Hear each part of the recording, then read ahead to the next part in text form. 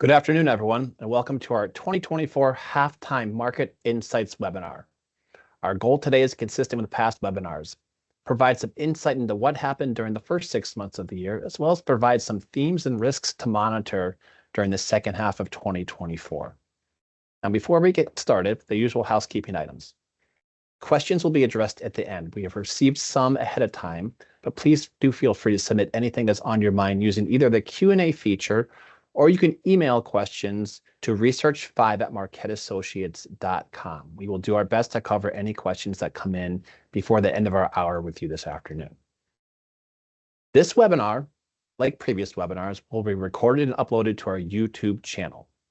If you are so moved to rewatch or share with colleagues or fellow committee members, please feel free to do so. It will be uploaded shortly after the conclusion of today's live session. As for introductions, hopefully I'm a familiar name and face at this point. My name is Greg Leonberger. I'm the Director of Research here. This afternoon, I will cover both the U.S. economy as well as real assets, which consist of real estate and infrastructure. Frank Valley, our Associate Director of Fixed Income, will cover that very asset class. David Hernandez is pulling double duty today on covering both U.S. and non-U.S. equities. We will then move to the alternatives portion of this afternoon's webinar. Evan Fraser will lead it off by covering hedge funds. I will cover real estate and infrastructure. And then Haley and Chad will cover private equity and private credit, respectively, as private markets rounds out this afternoon's discussion. Now, we always start with the U.S. economy. We'll do so again today. The first slide here probably looks fairly familiar. We're going to talk about inflation. This looks at the Personal Consumption Expenditures Index, the Fed's preferred measure of inflation. The May reading was the lowest in 3 years, indicating solid progress, perhaps finally a normalization of inflation.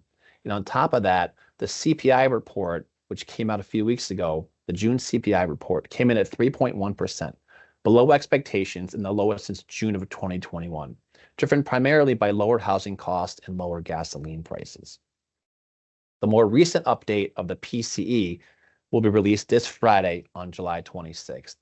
And if the trend continues here of inflation being lower and approaching more of a normalization, we are likely to see some rate cuts at long last from the Federal Reserve. Now, recall back to when we did the market preview edition back in January, we talked a lot about how expectations versus reality around Fed cuts would shape the year.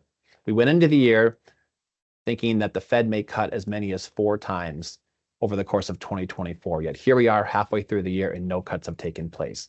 However, given the more recent readings and trends of inflation, the expectation is for a cut in September and likely another cut by the end of the year. The most recent market estimates suggest 2.5 rate cuts will happen in 2024. Of course, it is impossible to do half of a rate cut, so we are advising our clients that we expect at least 2 rate cuts this year. Now, the normalization of inflation, coupled with perhaps a couple of rate cuts, will relate or should result in some more stable numbers as it relates to primary economic indicators like real GDP, real consumer spending, the unemployment rate, and CPI. If we see more normalization, less volatility, particularly around inflation and subsequent Fed policy, we think this will shift some of the focus away from macro factors and macro trends driving the economy and markets, and more towards individual security attributes and analysis around the merits of individual holdings. Now, one thing I have not mentioned yet, but a couple of our analysts will discuss in some detail on the call, is the election.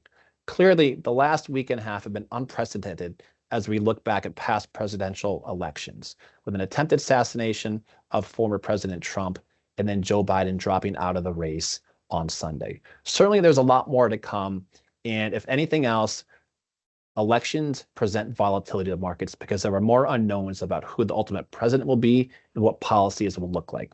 What we have shared in past webinars and past communications around election years is that volatility is elevated until the results are known, in which case volatility drops, regardless of who wins, simply because there's more clarity around future policies as well as who the president will be for the next 4 years. So anyways, we will loop back to the election and candidates shortly, but let's move now to fixed income. Frank, better quarter and second quarter than the first quarter for fixed income, but I know you're watching a lot of different variables, so please share with us what you're seeing. Yes, thanks, Greg. So fixed income performance was mixed in the second quarter.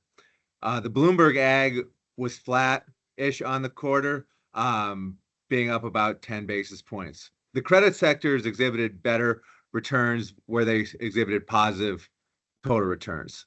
Year-to-date, higher treasury rates proved to be negative for the ag. However, stable to tighter credit spreads were positive for the credit-focused sectors. It's been a wild ride for the U.S. Treasury market. The market was anticipating a lot of rate cuts coming into 2024.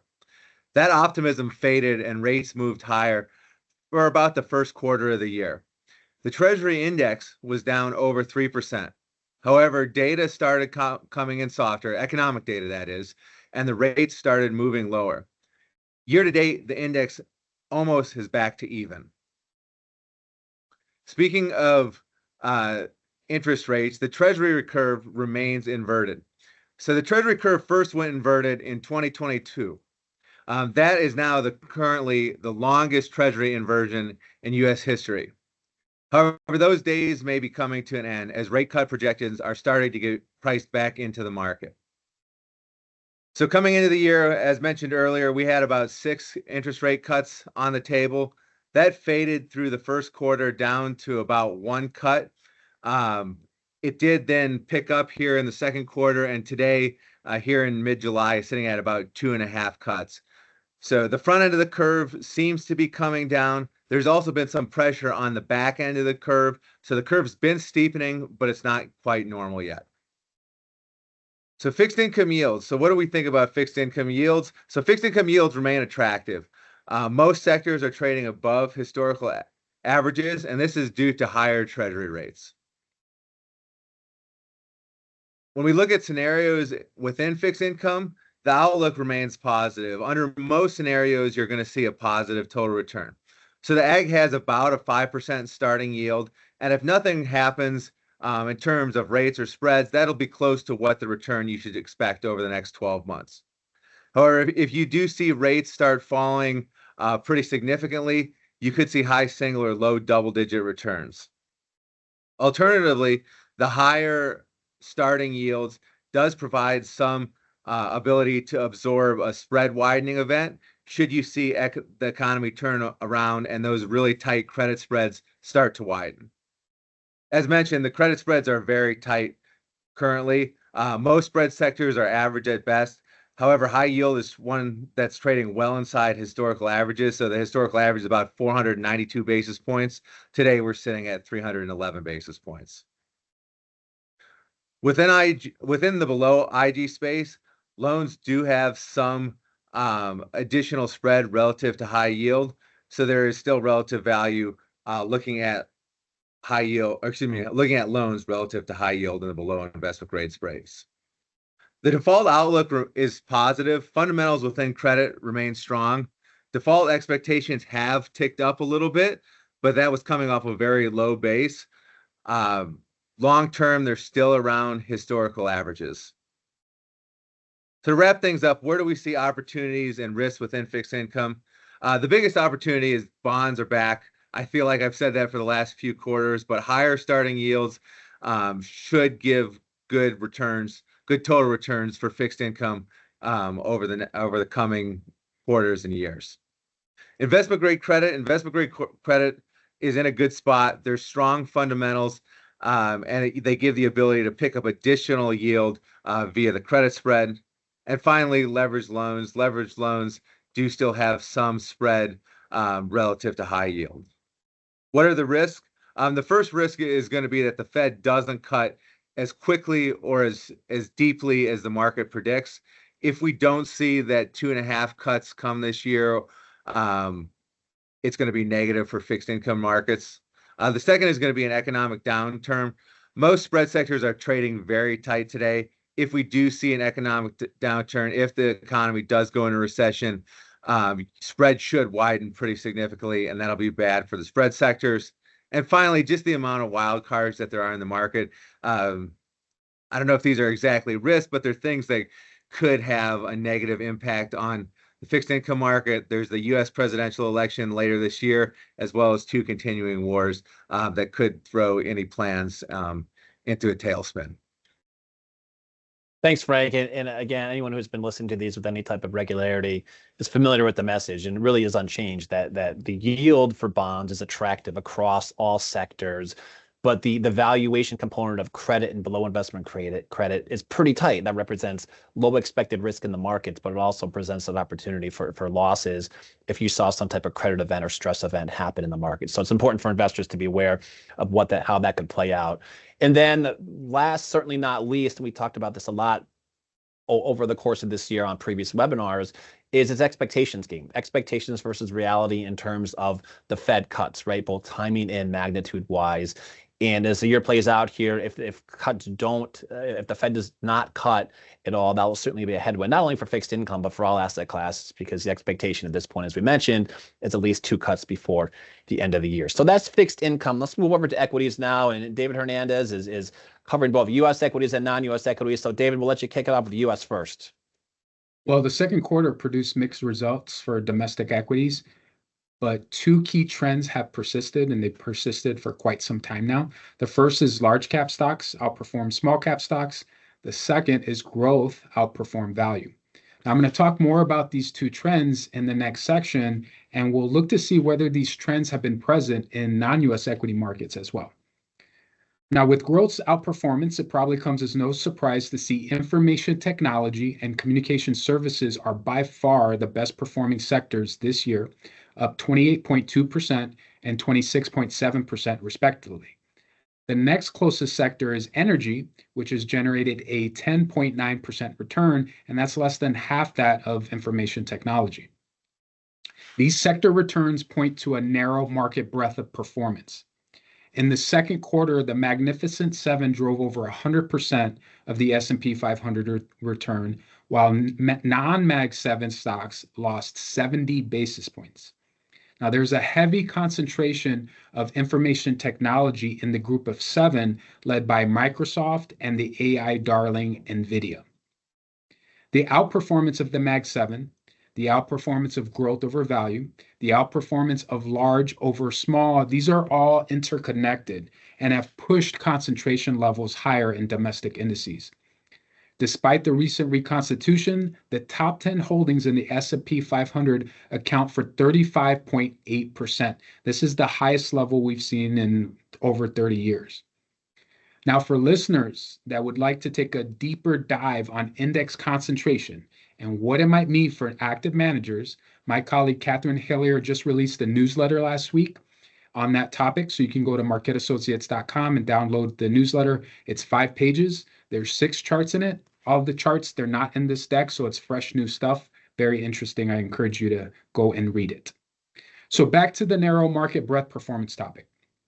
Earnings are a key reason why this phenomenon has occurred. The last 18 months, Mag 7 has out-earned non-Mag 7.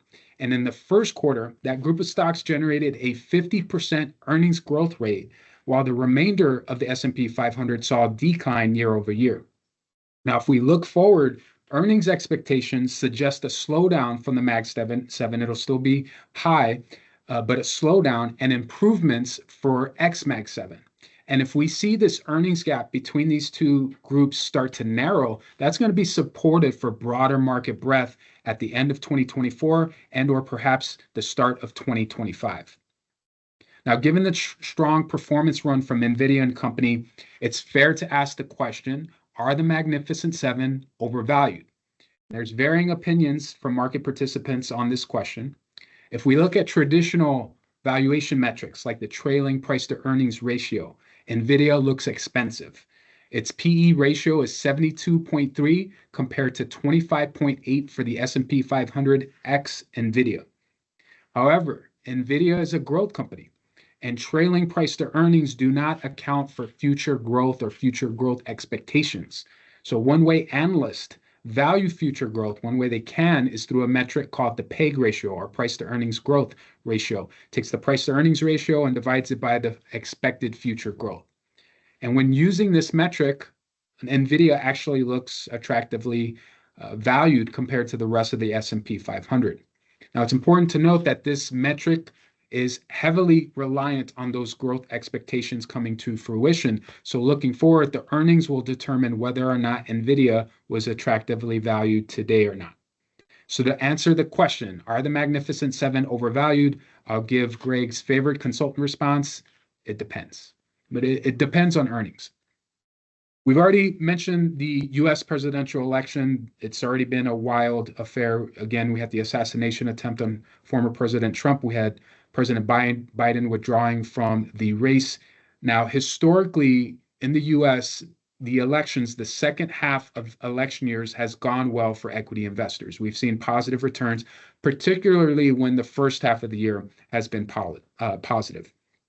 Now, right now, Trump is the odds favorite. That's potentially going to change, and things are very dynamic. But if we think about Trump's administrative policies, they're generally supportive of a weaker dollar, of less regulation, looser fiscal policy, and higher trade tariffs. And these policies are generally supportive of small cap stocks.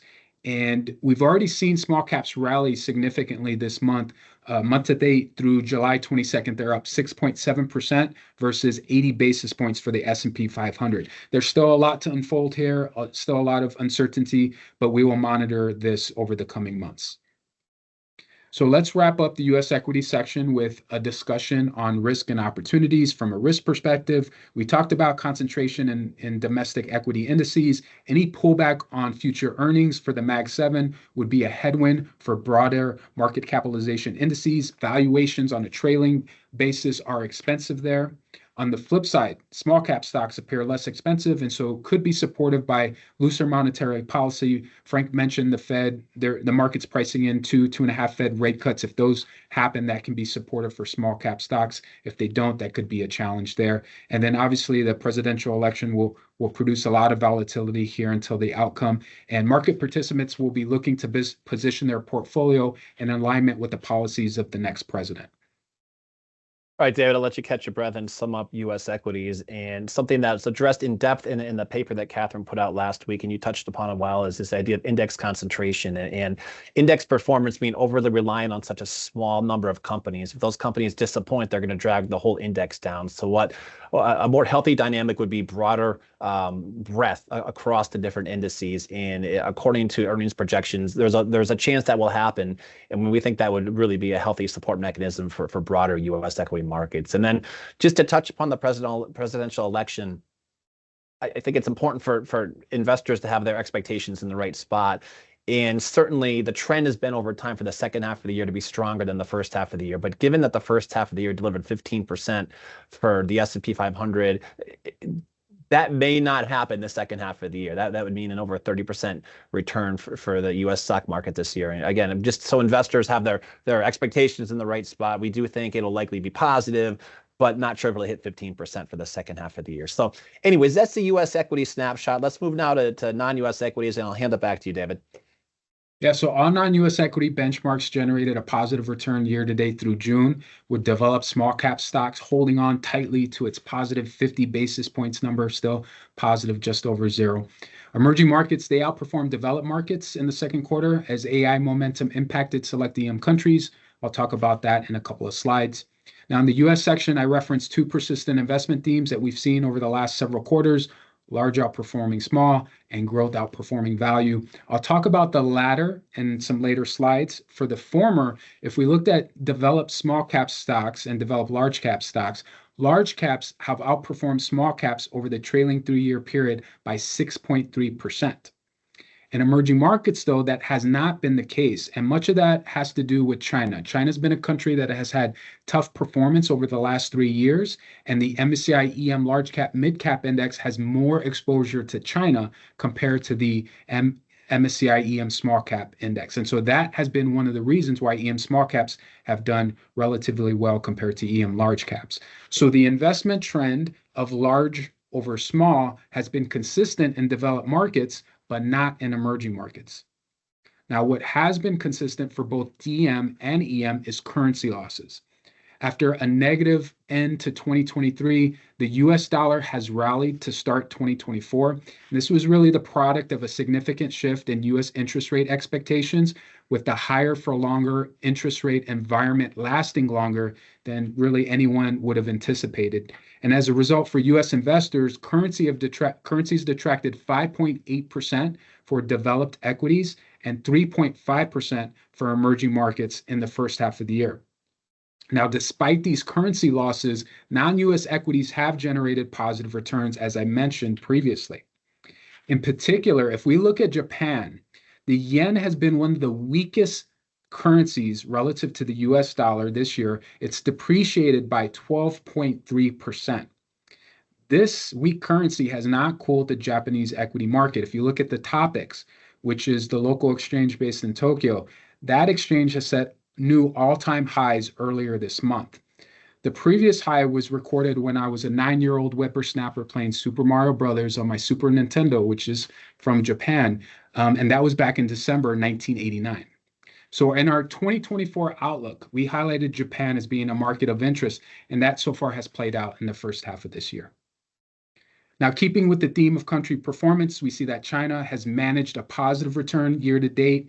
If it ends up holding to that positive number, it would be the first time it would be in the green since 2020. After strong performance in 2023, both Mexico and Brazil have seen considerable pullbacks this year. India has carried forward its momentum from 2023 to have a strong 2024.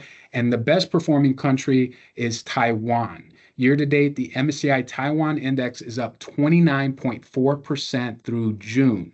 So what is happening in Taiwan? Well, let's look at the sector composition of that index. We talked about concentration issues in the United States. Take a look at Taiwan. There's certainly concentration issues here. So IT represents 79% of that index. Taiwan Semiconductor Manufacturing Company, which is a single stock, accounts for just over 50% of that benchmark.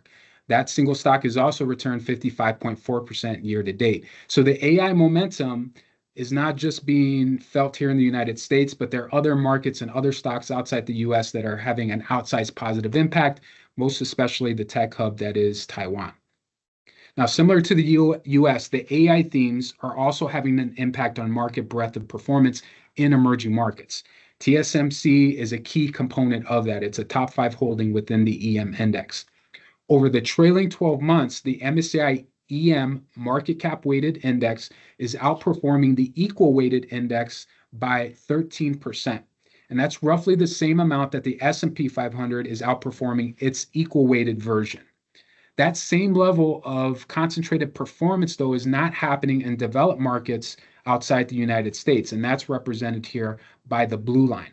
Now, some of this has to do with benchmark concentrations in terms of top 5 holdings. So if we look at the top 5 holdings of the S&P 500, those account for 27%, so more than a quarter of the index is in the top 5 stocks.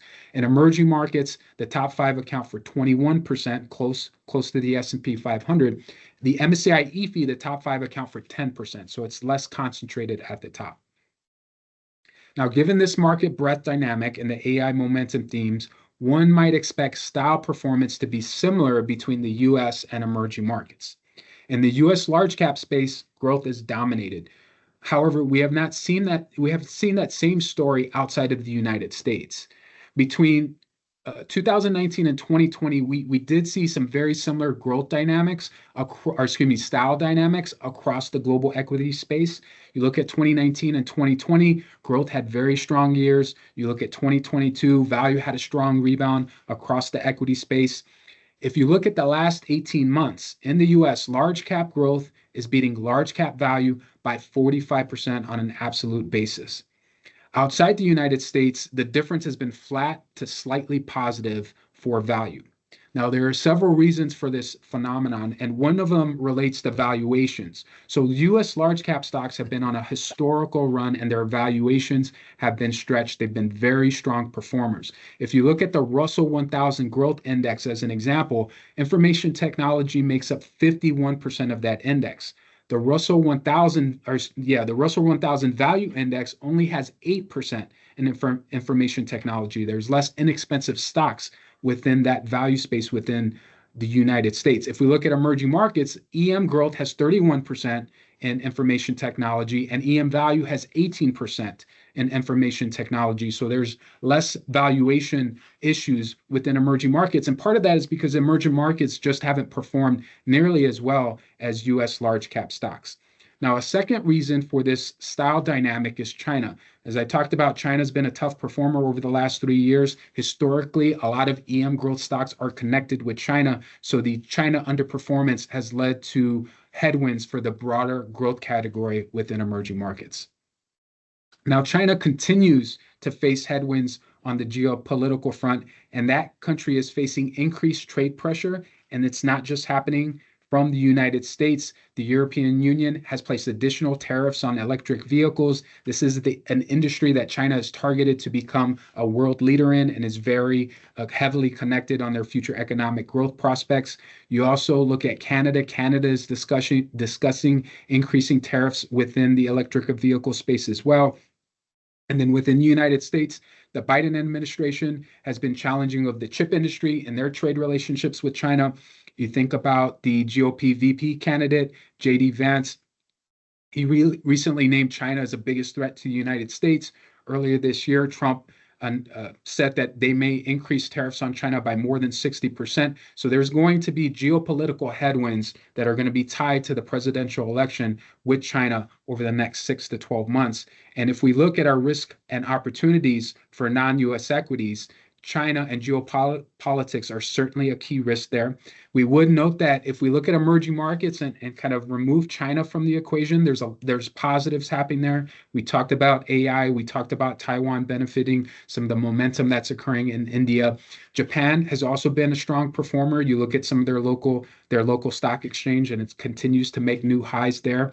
In terms of risk, I think Frank mentioned that the market is currently pricing 2 to 2.5 rate cuts in this year. If that doesn't happen, that's a key risk to the market. How it would impact non-U.S. equities is we would likely see a strong dollar in reaction to that, which would create currency headwinds for U.S. investors of non-U.S. equity stocks.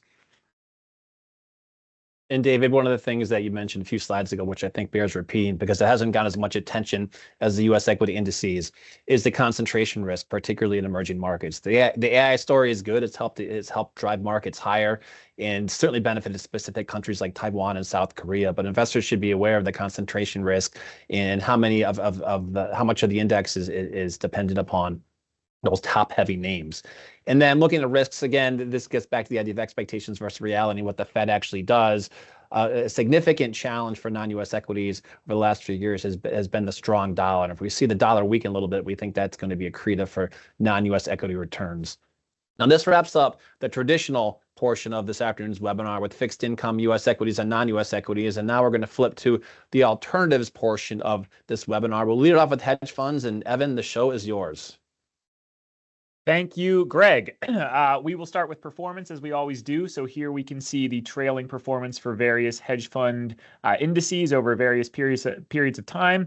So despite some mixed performance in June, most of these strategy types were positive in the second quarter. So put right and equity-oriented strategies were, again, some of the strongest performers during the period. The put right index was up a little less than 2.5% in 2Q. And is now up almost 7.5% since the start of the year. Relative value strategies were also positive in the second quarter with gains across the sovereign, asset-backed, and volatility spaces. And then as far as areas of weakness go, so the merger arb space continues to face some headwinds that we've detailed in previous webinars, including some regulatory pressures, regulatory uncertainty, as well as higher interest rates. So that space was slightly negative for the quarter and is basically flat on a year-to-date basis. And then macro strategy. So you'll recall from the previous webinar that macro had a great start to the year, but you can see that some of those gains were pared back in 2Q with the HFRI macro index down more than 1% for the period. So some of those losses were due to shifting expectations around interest rates, as well as some relative weakness from certain commodities. But you can see that macro, again, is still up more than 5% since the start of the year, thanks to that very robust first quarter. So we like to show gross and net exposure data for hedge funds to kind of get a sense of how managers are viewing the current opportunity set. So we mentioned this on the last webinar that at the end of 1Q, these exposure levels were quite high relative to history, and that's largely still the case today. So at the end of June, hedge funds were running about 200% and 55% gross and net leverage levels, respectively.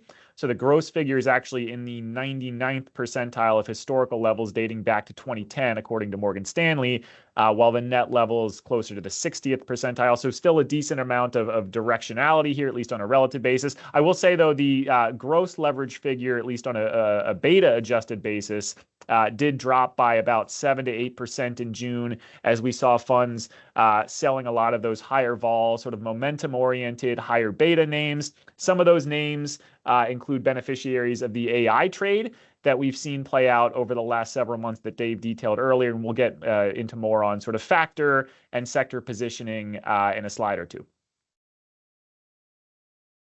So I mentioned solid performance for equity-oriented strategies in 2Q and since the start of this year, and we're seeing that being driven by both the long and short sides of hedge fund books. So you can see here that the top 50 hedge fund longs are outperforming the S&P by about 4 percentage points on a year-to-date basis, and the top 50 shorts are underperforming the S&P by about 5 percentage points. So that equates to a long-short spread of about 9%. Or roughly 6.5% on a net alpha basis when we adjust for sort of typical kind of long-short portfolio tilts, which are around 100% long and 50% short. And this happens to be the strongest long-short spread that we've seen in the first half of the year, dating back more than a decade. So certainly a positive that long-short hedge funds have been able to execute on both sides of the book, especially after many years of challenges, especially when it comes to the short side. So just a little bit here on hedge fund positioning. I thought this was interesting here. So this chart shows changes in exposure levels for each month of the year across different sectors. And so what you'll see is that in June, hedge funds were net sellers of TMT stocks, so technology, media, telecom, to the most significant extent since 2016. And I mentioned this earlier. We've seen a recent unwinding of positions that have been tied to the growth and momentum factors, as well as some net selling of AI beneficiaries. So much so, in fact, that hedge fund net exposures to the AI theme now sit at lows not seen in over a year. And at the same time, we've seen areas like diversified banks, E&P companies, late-stage cyclicals, et cetera. We've seen net buying in those spaces in recent time, and net exposures to those spaces now sit at highs relative to where they've been over the last 12 months. So all of this is not to say that the AI trade is over necessarily, because net AI positioning is still elevated on a multi-year basis, but it is kind of interesting to see funds largely, if not moving away from, at least paring back exposures to many of those names, just given how well they've done in recent time. And then maybe the last thing on positioning here, this is a similar idea to kind of what we just talked about. So the spread between growth and quality net exposures is the narrowest we've seen since 2010. So this is sort of the extent to which managers are preferring quality relative to growth. That's at its most extreme level in almost 15 years. This, again, is being driven by those net sales of TMT-related names that we talked about earlier, as well as some pretty material additions of not just high-quality longs, but also low-quality shorts to hedge fund books. Again, not to say that managers are completely throwing in the towel on growth here, because you can see the spread is still positive. So there's still an appetite for that growth factor, but that appetite has certainly waned over the last few years, at least relative to the appetite for names of a bit higher quality, I would say. So we will conclude with the opportunities and risks. On the risks side, we talked earlier about higher levels of leverage across the hedge fund space. That could prove problematic if we see stock picking falter, or we get an economic or a market downturn. Crowded trading is another issue. So Dave detailed index concentration. There's some concentration at the manager level within certain positions. So more narrow market environments could lead to more correlated returns across hedge fund managers. We've got lower market volatility at the equity index level. So we are seeing dispersion returns under the hood of benchmarks like the S&P. for instance, but at the index level, things have been pretty smooth, and that tends to be a headwind for managers in the RV and VRP spaces, which rely heavily on volatility to kind of generate opportunities. And then, obviously there are risks associated with the geopolitical landscape and the macro landscape that can, certainly cause a kerfuffle within many asset classes. We kind of know what those are at this point. No need to go through each one. And then as far as the strengths go, so higher rates, we've detailed this on previous webinars, typically good for ELS and VRP strategies. Merger arb, I mentioned this has sort of been a challenge space in recent years, excuse me, but there are some reasons to believe we might see resurgent performance in the near future from merger arb strategies. So things like deployment of dry powder, higher corporate confidence, dispersion across deals, et cetera, could prove beneficial to merger arb strategies. We're seeing dispersion in central bank policy and within the corporate space as well. So that could benefit credit managers as well as certain macro funds. And then we always kind of like to end on the hedge fund value proposition more broadly. So think diversification of returns, downside protection, flexible types of mandates, et cetera. These are some of the things that hedge funds can offer that can lead to benefits at the overall portfolio level, especially in times of market stress. So I think all of these things are things that we're keeping in mind as the calendar has now shifted to the back half of 2024. And with that, Greg, I will turn it back over to you. Thanks, Evan. And really building off that last comment about hedge funds achieving their high-level goals of capital preservation, diversification, and even add appreciation to that list. Every hedge fund strategy that you covered on today's call is positive year to date, and that's not something we've been able to say consistently over the last decade or so about hedge funds. So I think the asset class as a whole is in a pretty good spot, but it's always good to remind investors and listeners that there are risks out there. And just to touch upon the concentration theme that we've already really hit pretty hard on the equity side of things, but it exists in hedge funds too, and investors should be aware of that and be aware of some of the most broadly held names because those are fairly concentrated trades. And last but not least, leverage giveth, leverage taketh, right? So when the markets are going up, leverage enhances returns, but when markets are going down, leverage enhances losses. And again, it's important for investors to understand the degree of leverage that is present in each one of the strategies that they have invested in. So now let's move to real assets, and we'll touch with real estate. And my comments for returns around real estate infrastructure also apply to the returns that Haley and Chad will cover for private equity and private credit. More specifically, all of this data is lagged. So the real assets data is through March 31st. We don't have official second quarter data, but what we do have is preliminary results of the NFI Odyssey Index, really the primary benchmark index for institutional real estate investing in core properties. And it's some bad news, but good news. The bad news is that returns are still expected to be negative. Early estimates is that the index will return between negative 0.5 and negative 1%. So that's the bad news. The good news is that the badness of returns is improving, meaning that the magnitude of losses is shrinking.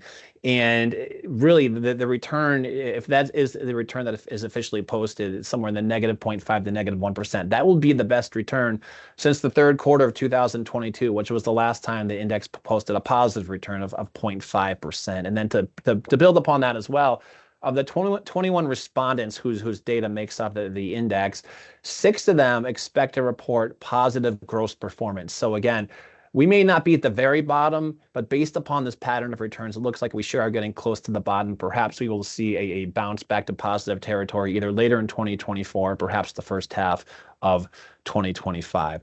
So as we talk about this and think about nearing the bottom, what are some of the things that we think are important for the market to show us and for as analysts for us to watch? And one of probably the most straightforward ones to think about is vacancy rates. And what we see with vacancy rates across the 4 different primary sectors of multifamily, industrial, office, and retail is that all of them are off their post-pandemic lows. Now, of course, there's going to be a lag to all this, right? This is not real-time data reporting. And office, as we all know, it continues to be the problem child. And there's still a whirlwind of questions around the future of office as it relates to its overall contribution to Odyssey returns.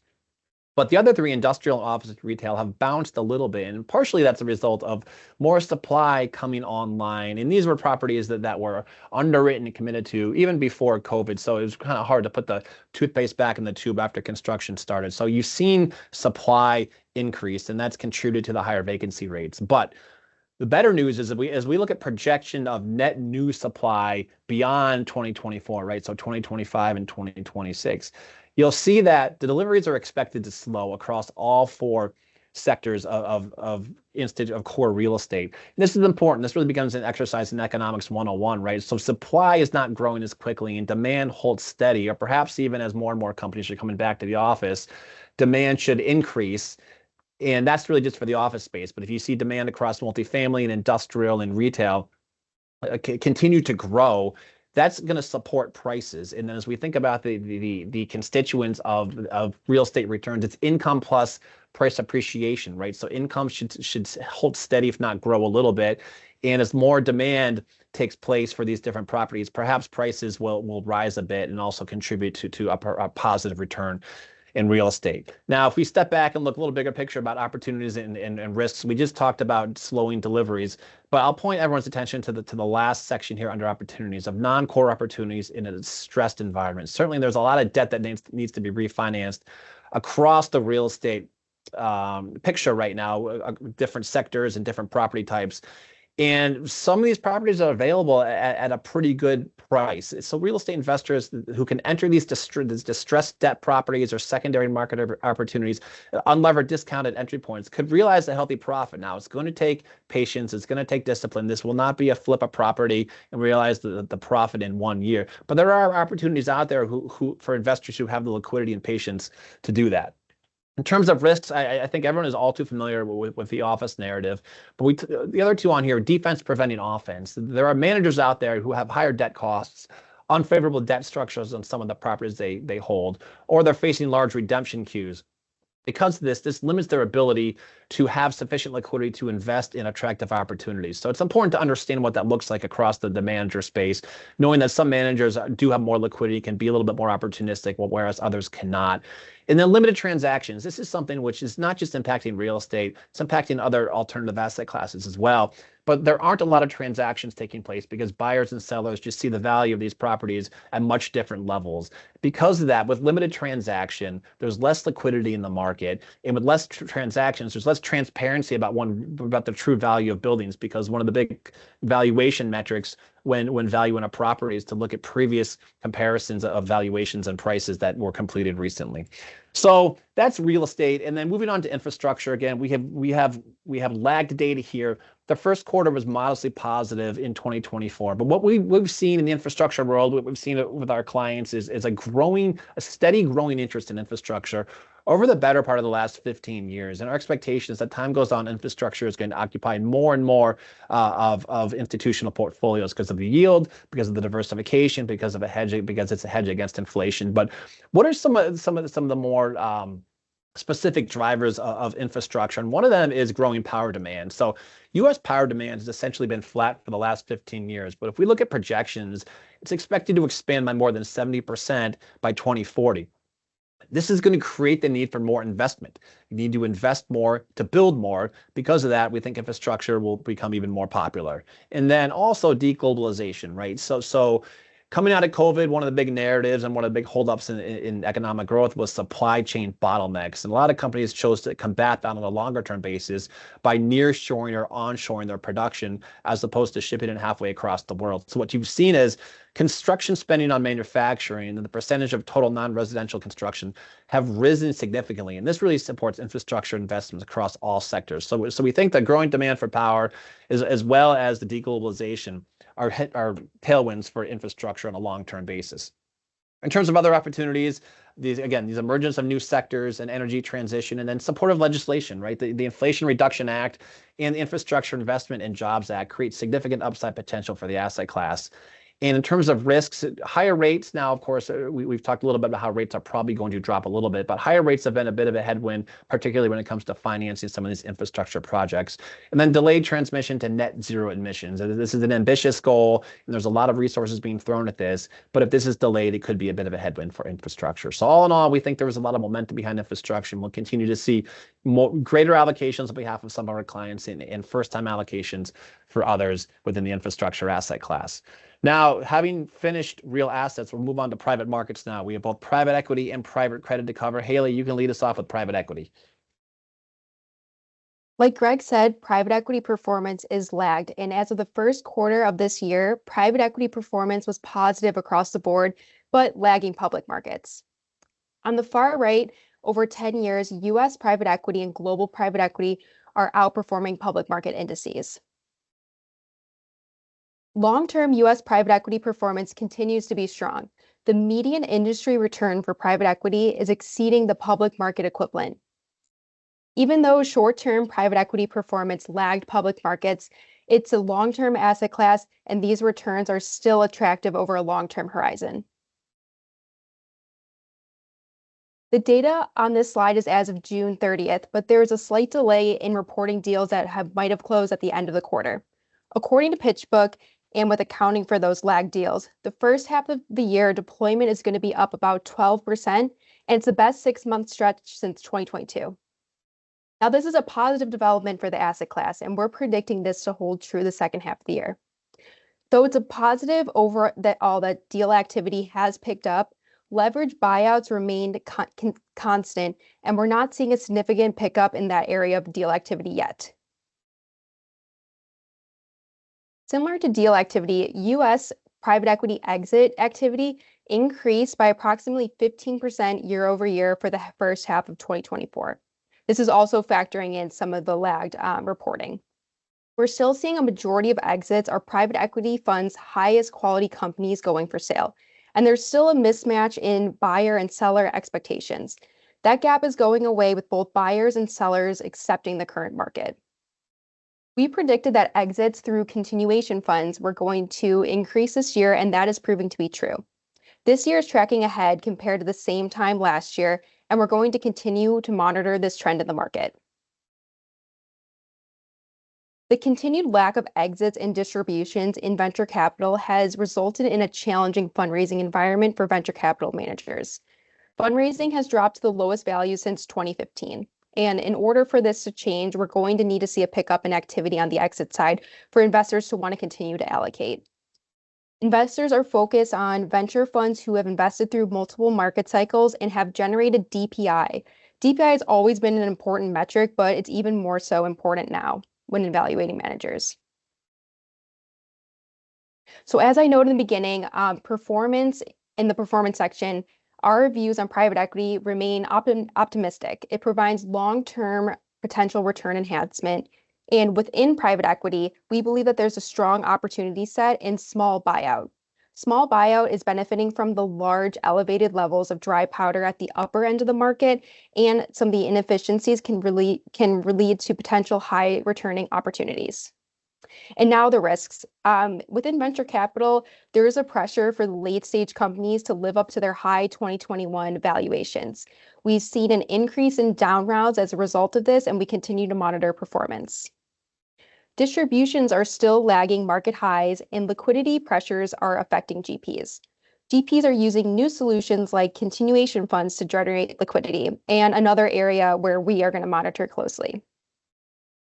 Thanks, Haley. And the liquidity pressures is worth repeating because similar to the points I made about real estate, that investors are looking for liquidity. They're looking to realize their profits here. So the hope is that as the year goes on and plays into 2025, that we'll see more exit activity on behalf of private equity funds. And then longer term, private equity belongs in most institutional portfolios. It has shown historically strong performance, ability to enhance returns, and really contribute to overall portfolio and organizational goals. So moving on from private equity to private credit. Chad, last, certainly not least here, take us through what you're seeing in private credit. Thanks, Greg. And as you noted, private credit data is also lagged as of Q1. But if you look at the results through the first quarter, what we're seeing broadly is that private credit continues to provide strong results for client portfolios overall. That's driven by attractive all-in yields and low losses to date. For the trailing one-year period, private credit, as measured by Burgess Peer Universe data, has delivered about 9.5% net or so to investor portfolios. Now, this universe captures all parts of private credit, so that includes stressed and distressed, mezzanine, junior capital, etc. So it's a bit of a mixed bag rolled up into those numbers and kind of hard to see what's happening. But if you drill down a little bit and look at middle market direct lending, this index has done better. It's up about 12.5% over the last year and more or less in line with broadly syndicated leveraged loans. Now, while the results are in line over that period, if you look out a little bit further, you can see private credit has consistently delivered a premium to liquid loan markets, somewhere in the 3 to 4% range, depending on the time period you're looking at. Now, overall, I think there's a number of dynamics at play here with regard to performance. And as you think forward to expected returns, if you think about where interest rates are headed from here, we've seen some spread tightening as well in private credit in recent quarters. But in general, I think we continue to view private credit yields and returns as particularly attractive for portfolios. Now, if you shift to originations, one of the major themes we saw throughout last year was that the aggregate decrease in private credit loan volumes and deployment activity was significantly lower than in prior years. You can see that deployment overall on the blue bars or purple bars here.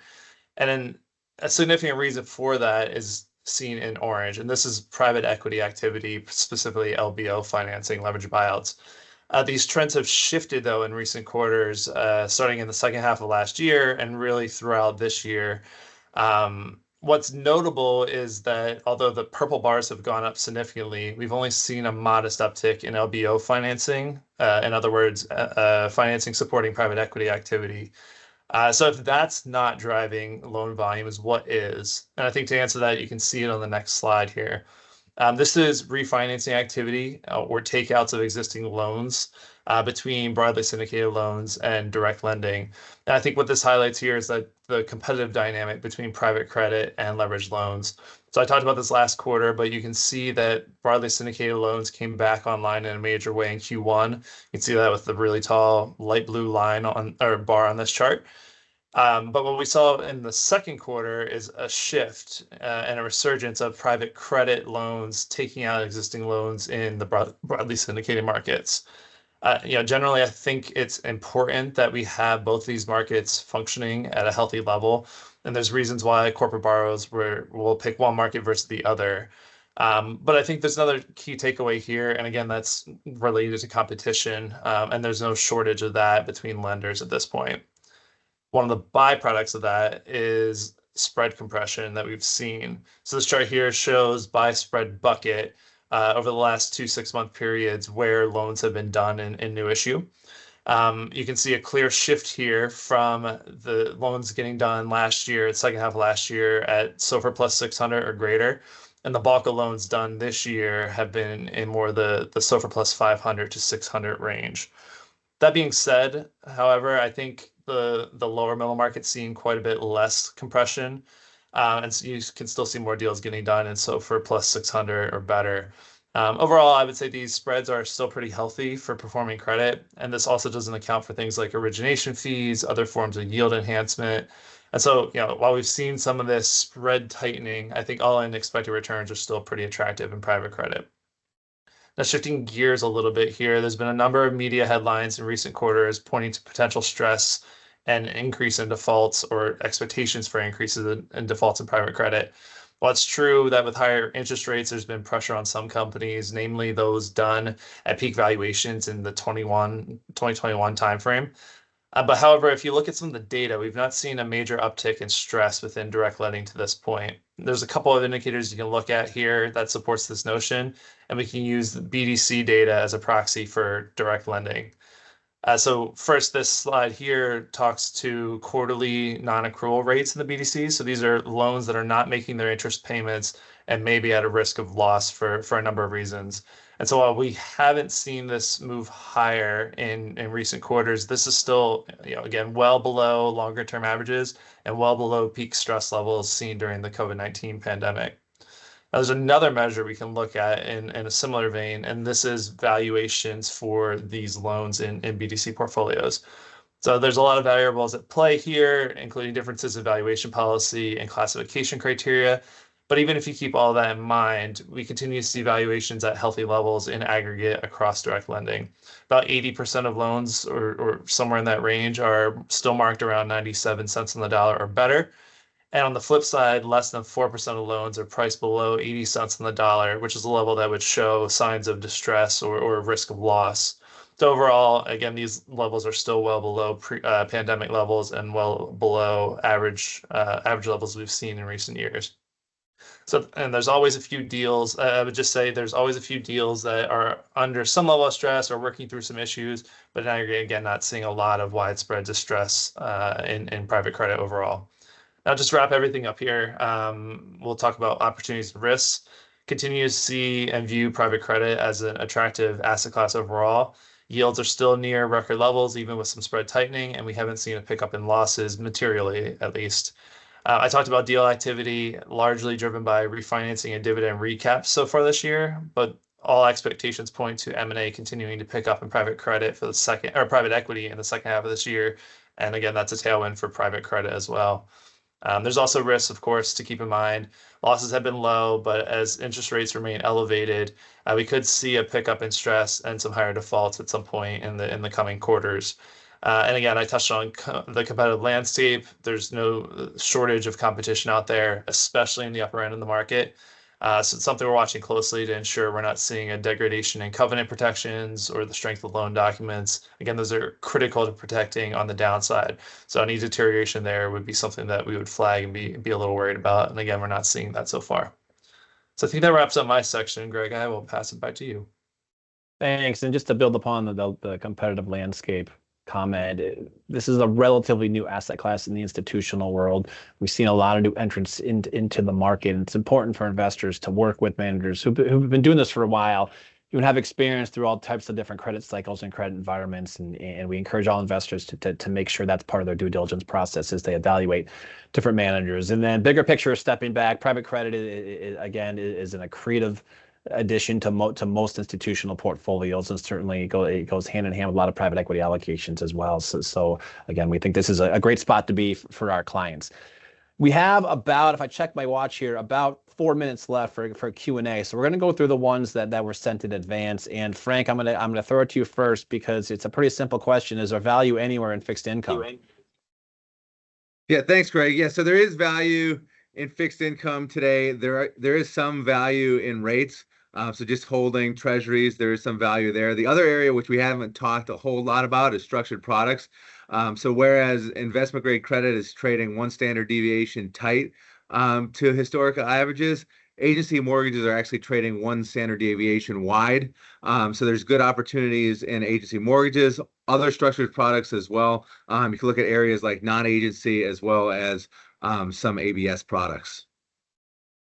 Thanks. And then 2 equity questions. David, let's lead off with the U.S. equity one first. Last week, you saw a broad sell-off in the Mag 7. Is this a sign of broader performance in U.S. markets?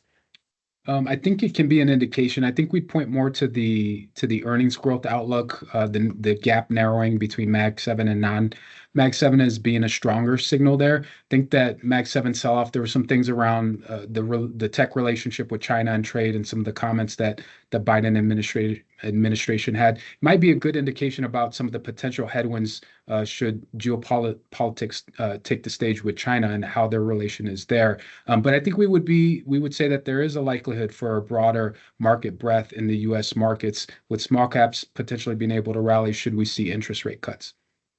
And then about flipping over to the non-U.S. side, with the upcoming U.S. presidential election, how's that going to impact international equity markets? Well, so we do know, Trump's the nominee now, and in terms of his policies, we would expect that he's going to be tough on trade, not just with China, but I think he's also made comments with tariffs, producing 10% tariffs for countries outside of China, so that's not going to be good. However, he is supportive of a weaker dollar, so you balance that out, and you would expect to see some currency tailwinds for non-U.S. equity investors. All in all, I would say it nets probably to be a negative outcome for non-U.S. equities, but there's going to be other things impacting the market that will also have an impact on the non-U.S. equity returns. But overall, I would say Trump is probably a net negative for non-U.S. equities. And then rapid fire on the alt side of things, guys. We got about a minute left. Evan, are hedge funds still bullish on European stocks? Yep. So I mentioned on the last webinar, Europe's been an area of focus for a lot of hedge fund managers. I'd say that's continued through the second quarter. So June was the 8th straight month of net buying of EU equities. That's the longest such stretch in almost a decade. We're seeing that buying across a variety of different sectors. And we're now at the point where we're seeing net European exposures at near 15-year highs. So certainly, yes, Europe remains a key area of focus for hedge funds at the moment. Chad, given the wave of platform acquisitions recently, can you speak to the competitive landscape in private credit? Yeah, again, I talked about competition being quite high. It's no surprise that we're seeing newer entrants come into space. Some are doing it organically, building teams, trying to attack areas of private credit. Others, and increasingly so, larger platforms are scooping up smaller firms to get a head start and to have a built-out team.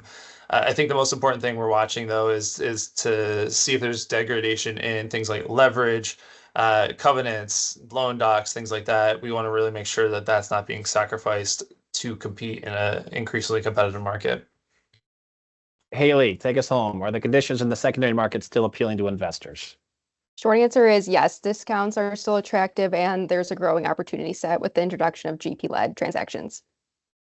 All right, everyone did a great job getting this done on time. We got about 10 seconds to wrap up here. I'd like to thank everyone for joining us today. We hope this webinar has been useful for you and your committees as you think about not only what happened during the first half of the year, but as you plan for the second half of the year. We are here to answer any other questions that may be on your mind. An email address is shown here, research5@marquetteassociates.com. You can also find all of us on our website. Reach out to us that way as well. That said, have a great rest of your day, and thanks again for joining us this afternoon.